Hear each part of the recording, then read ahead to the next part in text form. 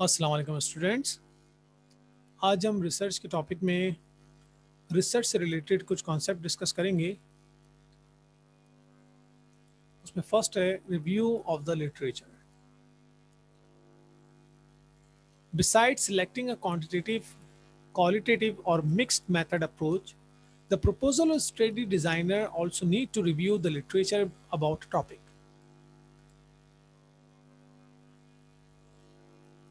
इससे पहले कि एक रिसर्चर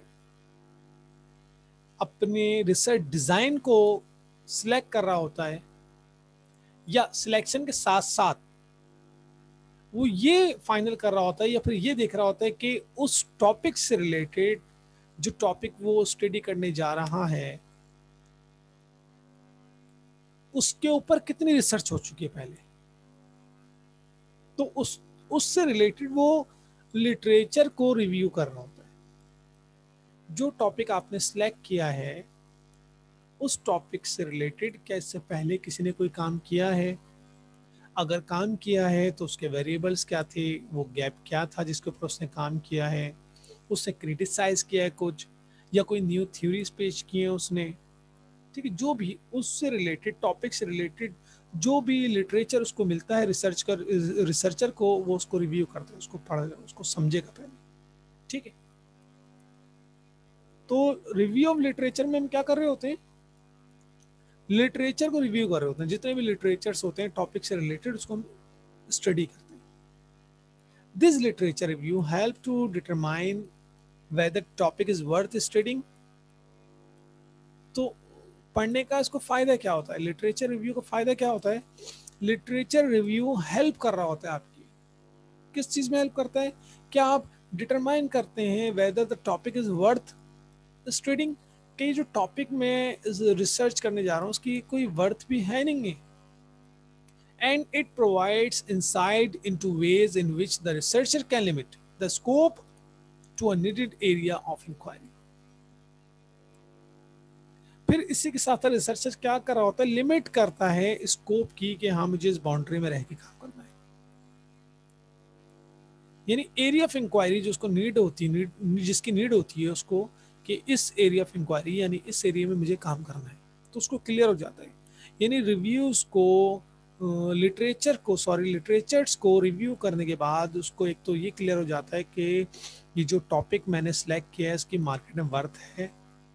दूसरा ये कि उसको और वेरिएबल्स और बहुत सारी चीज़ें क्लियर हो जाती हैं कि अब मुझे आगे क्या काम करना है, इस यहाँ तक के काम हो चुका है, अब मुझे इससे आगे काम करना है। In general the literature review can take several forms, discuss 4 types literature review that. अच्छा, इसकी 4 फॉर्म्स हैं या फिर आप ये कह लें लिटरेचर रिव्यू में आप जो काम कर रहे होते हैं या उसको हम टाइप्स कह लें, फॉर्म्स कह लें, उसके अंदर हम जो कुछ डिस्कस कर रहे होते हैं वो क्या होता है। उसमें फर्स्ट पॉइंट है integrate what other have done and said. First point ये कि दूसरों ने क्या कहा है, उसमें क्या किया है, क्या काम किया है, दूसरे रिसर्चर जो हैं उन्होंने इस टॉपिक पे क्या काम किया है और उन्होंने क्या कहा है इस टॉपिक से रिलेटेड। ये हमें लिटरेचर्स को रिव्यू करने के बाद फर्स्ट ये क्लियर हो जाता है। सेकंड ये, या तो आप क्रिटिसाइज प्रीवियसली स्कॉलरली वर्क्स, या तो आप किसी भी स्कॉलर के जो प्रीवियस स्कॉलर हैं उनके जो उन्होंने जो काम किया है उसको क्रिटिसाइज कर रहे होते हैं। ठीक है, उसको क्रिटिसाइज कर रहे होते हैं कि ये जो मिस्टर ए ने बोला है ये अब आपने रिसर्च करने के बाद आप ये बोलेंगे मिस्टर ए की जो थ्योरीज है वो मुझे क्लियर नहीं है। ठीक है, ये ऐसा नहीं है बल्कि ऐसे है।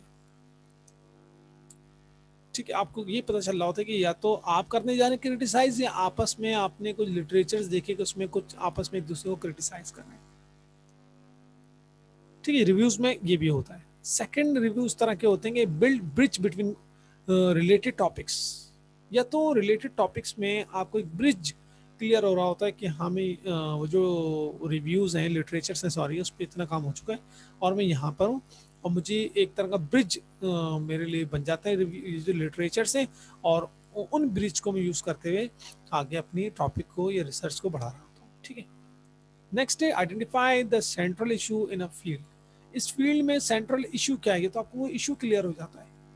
ठीक है। यानी अगर आप लिटरेचर्स को रिव्यू करते हैं तो उसमें आपको क्या चीज़ें क्लियर होती हैं, एक तो दूसरों ने क्या काम किया है, दूसरों ने क्या है टॉपिक से रिलेटेड, या तो उस पर कोई क्रिटिसाइज हुआ है इस टॉपिक से रिलेटेड, ठीक है, या फिर आपको एज अ ब्रिज बन जाती है वो रिव्यूज, वो लिटरेचर्स, और फिर उसकी बेस पे आप रिसर्च आगे कर रहे होते हैं अपनी, ठीक है, या फिर आपको क्लियर हो जाता है कि जो फील्ड है इसमें क्या इश्यूज हैं या प्रॉब्लम्स हैं।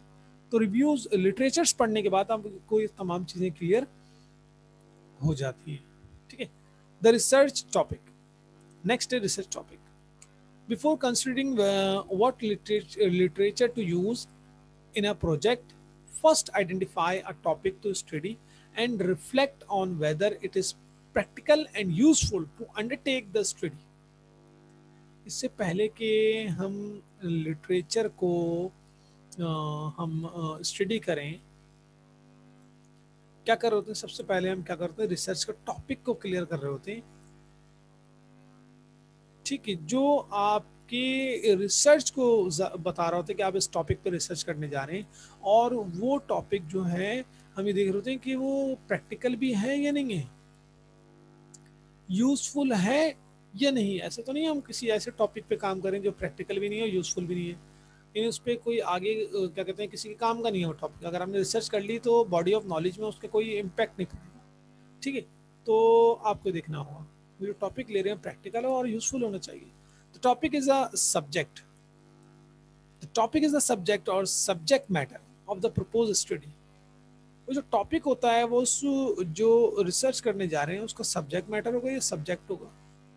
जब टॉपिक देखने के बाद क्लियर हो जाएगा, हाँ इस टॉपिक पे काम करने जा रहे हैं आप, तो यानी सामने वाले को क्लियर हो जाएगा कि आप इसके ऊपर काम करने जा रहे हैं, ठीक है। Such as faculty teaching, organization creativity और साइकोलॉजिकल स्ट्रेस। अब इनको देख के क्लियर हो रहा है, हाँ ऑर्गेनाइजेशनल क्रिएटिविटी यानी ऑर्गेनाइजेशन के ऊपर आप काम करने जा रहे हैं, या फैकल्टी टीचिंग के ऊपर आप काम करने जा रहे हैं, साइकोलॉजिकल स्ट्रेस के ऊपर काम करने जा रहे हैं, ठीक है।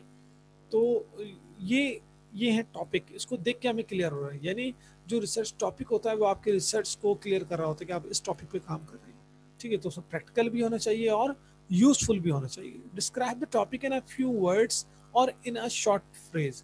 तो आपने क्या करना है, इस टॉपिक को आपने बहुत ही फ्यू वर्ड्स में या फ्रेज में डिस्क्राइब कर दिया। The topic becomes the central idea to learn about or to explore।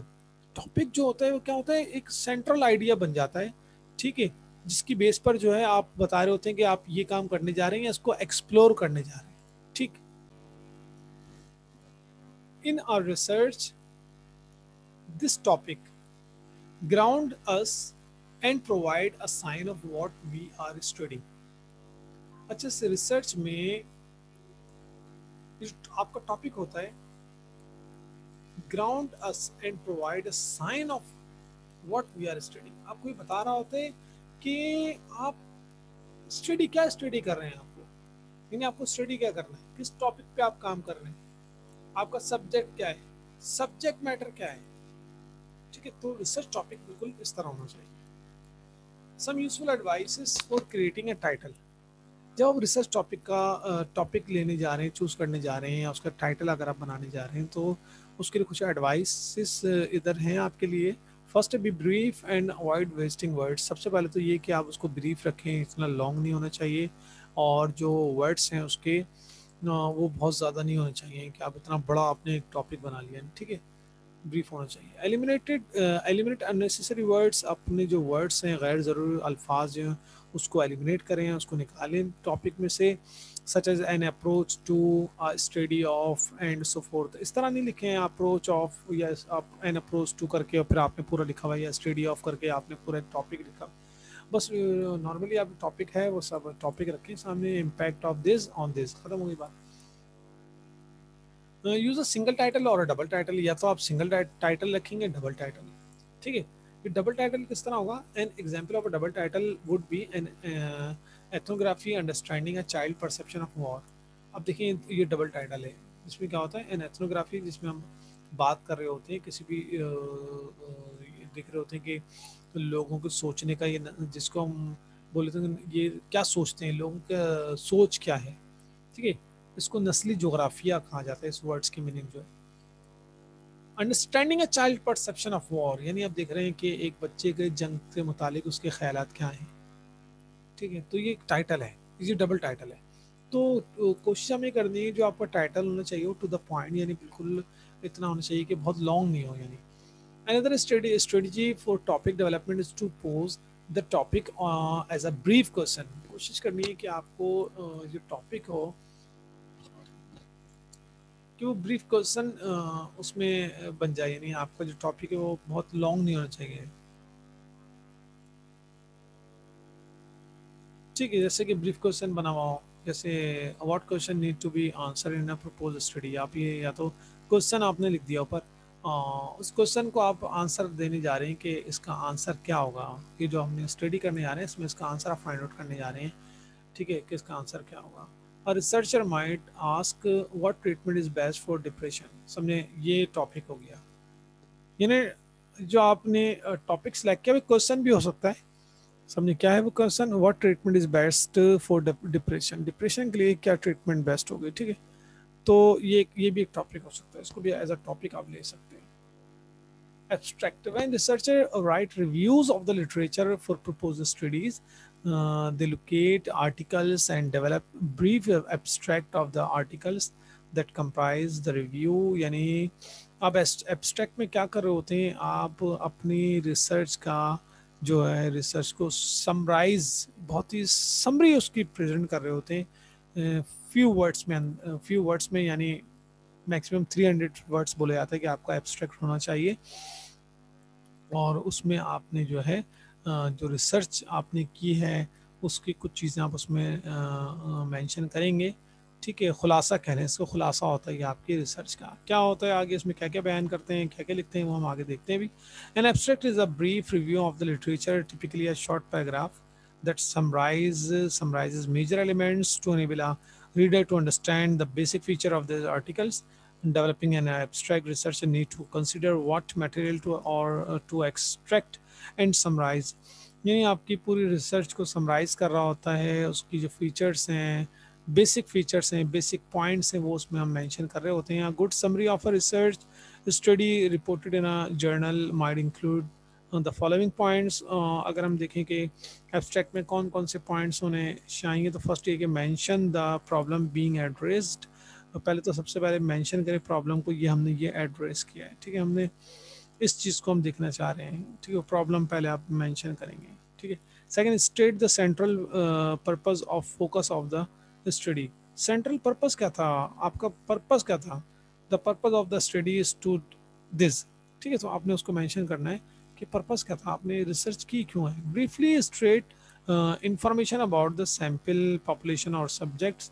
फिर आपने ये करना है कि इंफॉर्मेशन देनी है सैम्पल के ऊपर, पॉपुलेशन के ऊपर, सब्जेक्ट्स के ऊपर कि आपकी पॉपुलेशन क्या थी। ठीक है, आपने उसमें सैंपल लिया है, फिर सैंपल किस तरह लिया है, क्या मेथड अप्लाई किया सैम्पलिंग का, कितने आपने नंबर ऑफ सैंपल या रिस्पोंडेंट्स कितने लिए, वो आपने उसको मेंशन करना होगा एब्स्ट्रैक्ट में। ठीक है, लास्ट का रिव्यू की results that relate to the propose study. फिर आपने उसका रिजल्ट उसमें लिखना होता है कि हमने जो रिसर्च किया उसमें उसका ये रिजल्ट हमने फाइंड आउट किया कि ये रिजल्ट निकला उसका। ठीक है, तो वो भी आपने एब्स्ट्रैक्ट में बताना होता है। यानी एब्स्ट्रैक्ट क्या होता है, आपकी पूरी रिसर्च का खुलासा होता है जिसमें आप ये तमाम पॉइंट्स को मेंशन कर रहे होते हैं। नेक्स्ट है variables in quantitative research. Before discussing quantitative research theories, it is important to understand variables and the type that are used in forming theories. तो हमें क्या करना होगा क्वांटिटेटिव रिसर्च में, सबसे फर्स्ट ये है कि आपको बड़ी इंपॉर्टेंट चीज़ बल्कि ये है कि आपको वेरिएबल्स क्लियर होने चाहिए, वेरिएबल्स को अंडरस्टैंड करना है, उसके टाइप्स को अंडरस्टैंड करना होगा जो आप उसमें प्रेजेंट करने जा रहे हैं। A variable refer to characteristics और attributes feature of an individuals और an organization that can be measured और observed and that varies among the people और ऑर्गेनाइजेशन बीइंग स्टडीड। वेरिएबल्स क्या है, करेक्टरिस्टिक्स बता रहा होता है, फीचर्स बता रहा होता है, किसी भी इंडिविजुअल के ऑर्गेनाइजेशन के फीचर्स बताता है वेरिएबल्स, या फिर उसके क्या कहते हैं करेक्टरिस्टिक्स बता रहा होता है वेरिएबल, जो आप मेजर करने जा रहे हैं, ऑब्जर्व करने जा रहे हैं। ठीक है, स्टडी के अंदर। और ये डिफरेंट होता है, पीपल टू पीपल डिफरेंट होता है, ऑर्गेनाइजेशन टू ऑर्गेनाइजेशन में डिफरेंट होता है ये। ठीक है। तो वेरिएबल्स क्या कर रहा होता है, उन चीज़ों को एक्सप्लेन कर रहा होता है या उसकी करेक्टरिस्टिक्स बता रहा होता है। ठीक। Variables often measured in studies including gender, age, and attitudes or behaviors such as social control, political power और leadership. Variables जो है मेजर करते हैं स्टडीज़ के अंदर, या तो उसमें हम जेंडर देख रहे होते हैं या फिर एज देख रहे होते हैं या एटीट्यूड और बिहेवियर को हम ले रहे होते हैं एज अ वेरिएबल। तो ये वेरिएबल काम क्या होता है, वेरिएबल जो है मेजरमेंट करते हैं। ठीक है। और फिर हम आगे डिस्कस करेंगे इसकी जो टाइप्स होती हैं इसके डिपेंडेंट वेरिएबल, इंडिपेंडेंट वेरिएबल, उसको हम अभी आगे डिस्कस करेंगे। ठीक है। तो वेरिएबल क्या कर रहा होता है, आपकी स्टडी का के बारे में बता रहा होता है कि आपके स्टडी जो आप स्टडी करने जा रहे हैं, रिसर्च करने जा रहे हैं, ठीक है, उसमें आपने किन वेरिएबल्स पे काम करने जा रहे हैं। और वेरिएबल्स खुद क्या है, वेरिएबल जो हैं वो फीचर्स या करेक्टरिस्टिक्स बता रहे होते हैं किसी भी इंडिविजुअल या ऑर्गेनाइजेशन की। Independent variable, dependent variable, two types होती हैं वेरिएबल्स की। Independent variables are those that influence और affect outcomes in experimental study. अच्छा, क्या कर रहे होते हैं, दैट दोज दैट इन्फ्लुएंस, ऐसे वेरिएबल जो इन्फ्लुएंस रखते हैं या इफेक्ट रखते हैं आउटकम पर, जिनका इम्पैक्ट होता है। ठीक है। जिनका जो इंडिपेंडेंट वेरिएबल, ऐसे वेरिएबल जो डिपेंडेंट वेरिएबल या आउटकम वेरिएबल पे उनका इम्पैक्ट होता है। They are described as independent because they are variables that are manipulated in an experiment and thus independent of all other influences. ये खुद इंडिपेंडेंट होते हैं मगर ये डिपेंडेंट वेरिएबल पे बहुत ज़्यादा इम्पैक्ट होता है या इनका इन्फ्लुएंस बहुत ज़्यादा होता है। Independent variables are also commonly refer to as treatment और manipulate variables in experimental studies. अगर हम एक्सपेरिमेंटल स्टडीज़ की बात करें तो उसमें जो इंडिपेंडेंट वेरिएबल्स होते हैं ये रेफर टू एज ट्रीटमेंट, ये ट्रीटमेंट कर रहे होते हैं, ये बता रहे होते हैं कि इनका जो इम्पैक्ट वो डिपेंडेंट वेरिएबल पे क्या आ रहा है। फॉर एग्जाम्पल अगर हम बात करते हैं एक ऑर्गेनाइजेशन की परफॉर्मेंस की बात कर रहे होते हैं, हम देखना चाह रहे हैं कि ये जो कंपनी ए है इसकी परफॉर्मेंस मेजर करने जा रहे हैं। ठीक है। तो हमने जो परफॉर्मेंस है ये क्या हो गया, डिपेंडेंट वेरिएबल। डिपेंडेंट वेरिएबल में आपने उसकी प्रॉफिटेबिलिटी ले ली, समझे। ठीक है। इंडिपेंडेंट वेरिएबल में आपने क्या लिया, इंडिपेंडेंट वेरिएबल में आपने उसकी सेल्स ले ली, एडवर्टाइजमेंट ले लिया, आपने सेल्स प्रमोशन ले लिया, आपने यानी सेल्स प्रमोशन का, ठीक है, आप इम्पैक्ट देखने जा रहे हैं कि उसकी जो प्रॉफिटेबिलिटी है उस पर क्या होता है। तो ये जो सेल्स है या सेल्स प्रमोशन है ये क्या है, ये इंडिपेंडेंट वेरिएबल है। ठीक है। और इंडिपेंडेंट वेरिएबल किस पे उसका आप क्या कहते हैं इन्फ्लुएंस देखने जा रहे हैं, परफॉर्मेंस पे। यानी डिपेंडेंट वेरिएबल क्या लिया आपने, परफॉर्मेंस यानी प्रॉफिटेबिलिटी लिए। तो इंडिपेंडेंट वेरिएबल हो गया आपका, समझे, सेल्स प्रमोशन। ठीक है। और डिपेंडेंट वेरिएबल हो गई आपकी परफॉर्मेंस। ठीक है। तो सेल्स प्रमोशन से हमें क्लियर हो रहा है कि इंडिपेंडेंट वेरिएबल है ये, और ये खुद जो है करेक्टरिस्टिक्स बता रहा होता है। ठीक है। ये फीचर्स बता रहा होता है ये, इससे खुद हमें क्लियर हो रहा है कि हाँ सेल्स प्रमोशन हम देखना चाह रहे हैं कि सेल्स प्रमोशन स्ट्रेटजी क्या है कंपनी की और उसका इम्पैक्ट उसकी परफॉर्मेंस पे क्या है। ठीक है। डिपेंडेंट वेरिएबल जैसे कि हमने डिस्कस किया are those that depend on the independent variable, independent variable पे डिपेंड करती हैं। दे आर द आउटकम और result of the influence of the independent variables. ये इंडिपेंडेंट वेरिएबल का जो इन्फ्लुएंस है वो इन पर आता है। ठीक है। या आउटकम इनके ऊपर शो हो रहा होता है इंडिपेंडेंट वेरिएबल का। Predictor versus outcome variables, predictor variable या आउटकम वेरिएबल्स को हम इसमें डिफरेंस देख रहे हैं कि क्या डिफरेंस होता है। प्रिडिक्टर वेरिएबल्स को हम इंडिपेंडेंट वेरिएबल या एक्सप्लेनेटरी वेरिएबल्स भी कह रहे होते हैं। इसको एक्सप्लेनेटरी वेरिएबल इसलिए बोलते हैं कि एक्सप्लेन कर रहा है, यहाँ पर एक इंडिपेंडेंट वेरिएबल जो है वो एक्सप्लेन कर रहा होता है सब चीज़ों को। जैसे कि मैंने अभी आपको बताया सेल्स प्रमोशन जो है वो इंडिपेंडेंट वेरिएबल है। तो सेल्स प्रमोशन से हमें क्लियर हो गया कि हम किसी भी कंपनी की या कंपनी ए की सेल्स प्रमोशन स्ट्रेटजी को डिस्कस करने जा रहे हैं, उसका इम्पैक्ट उसकी प्रॉफिटेबिलिटी के ऊपर देखना चाह रहे हैं। ठीक है। सेकंड है आउटकम वेरिएबल, जिसको हम डिपेंडेंट वेरिएबल और रिस्पॉन्स वेरिएबल भी बोलते हैं, इसलिए कि रिस्पॉन्स शो हो रहा होता है, आउटकम बता रहा होता है। यानी आउटकम मीन्स यानी रिस्पॉन्स बता रहा होता है कि इंडिपेंडेंट वेरिएबल का क्या रिस्पॉन्स आया, क्या आउटकम आया। ठीक है। तो प्रिडिक्टिव वेरिएबल यानी इंडिपेंडेंट वेरिएबल या एक्सप्लेनेटरी वेरिएबल कह लें इसको, आउटकम वेरिएबल यानी डिपेंडेंट वेरिएबल, या फिर रिस्पॉन्स वेरिएबल भी कह सकते हैं।